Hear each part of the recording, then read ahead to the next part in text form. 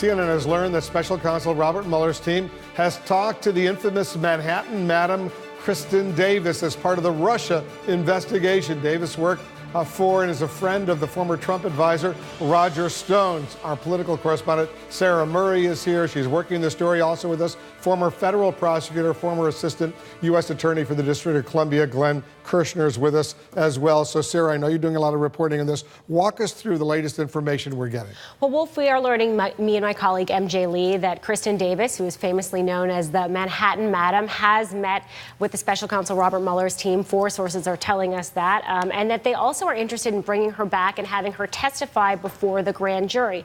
Now, this is interesting because she's known Roger Stone for a long time, for at least a decade. She's done work for him on and off over the course of their friendship together, and it tells you that prosecutors still appear to be very interested in Roger Stone, his personal activities, his financial activities, and they may be trying to build a case against him. Now, he has not heard from the special counsel, but he has said publicly that he is bracing for the possibility of an indictment. But, you know, Kristen Davis's story in and of itself is pretty interesting. This is someone who ran a prostitution ring. She went to jail in the scandal surrounding New York Governor Eliot Spitzer, who eventually resigned because of his own involvement in a separate prostitution service.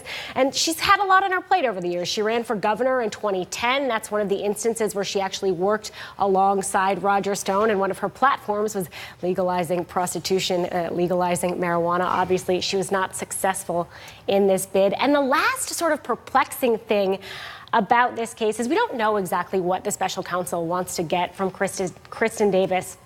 But we do know that his prosecutors have asked some bizarre questions of other witnesses. She has a son. Roger Stone happens to be the godfather of that son. But apparently in interviews with other witnesses, people have been asked whether that child could be Roger Stone's child. Sort of difficult to figure out how this all fits into the broader scheme of whether, you know, Russia colluded or whether any Russians colluded with anyone in Donald Trump's orbit in 2016, which, of course, is one of the cores of the Mueller investigation. And it's interesting, Glenn, because it comes just a few days after a federal judge ordered another Roger Stone associate to appear before the Mueller grand jury, specifically trying to get more information. How does this all add up in your mind? Yeah, so Wolf, it does seem like this is sort of the typical strategy when you're looking at a target. Let's assume for the moment that Roger Stone is a target of Bob Mueller's investigation. You know, he is sort of circling around Mr. Stone by interviewing people who are close with him, perhaps making his way into family members. And Ms. Davis, it seems, was close with Roger Stone both personally and professionally. And interviewing somebody like that can really uncover some information important to the investigation. For example, we all remember, I think it was some weeks ago when we learned that Roger Stone actually did take a meeting with a Russian individual who was looking for, I believe, $2 million in exchange for providing Roger Stone with dirt on Hillary Clinton. Surprise, surprise. What did we also come to learn? That he had testified behind closed doors with the House Intelligence Committee and apparently forgot about that meeting. I think it strains credulity to believe that he forgot about that meeting.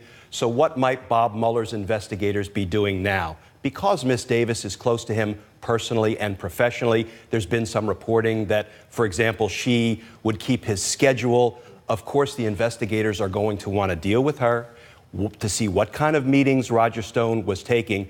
Even more importantly, to see if before his testimony to the House Intelligence Committee, he had been speaking with her about the meetings that he had taken. Because when you uncover evidence like that, it significantly undercuts a claim that I just forgot about meeting with that particular Russian. So there are all sorts of reasons for Mueller's investigative team to want to get every bit of information, relevant, reliable information, out of Ms. Davis that they can. It's significant, I think, and you tell me if I'm wrong, that Mueller and his team are focusing in on Roger Stone, this part of the investigation. They haven't referred it to another U.S.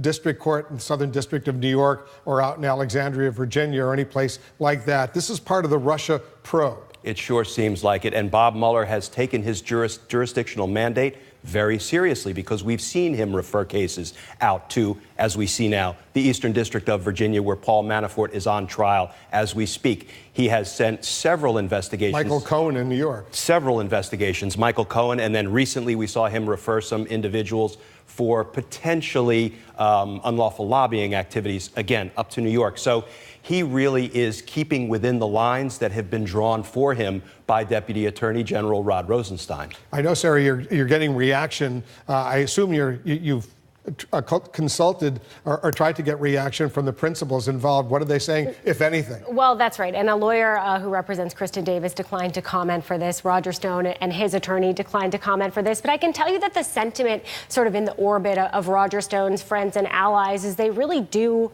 sort of now believe the president's line on this, that this is a witch hunt. They're saying, you know, why is Mueller's team calling in witnesses and asking about whether Roger Stone has a love child? Why are they asking about Roger Stone's finances?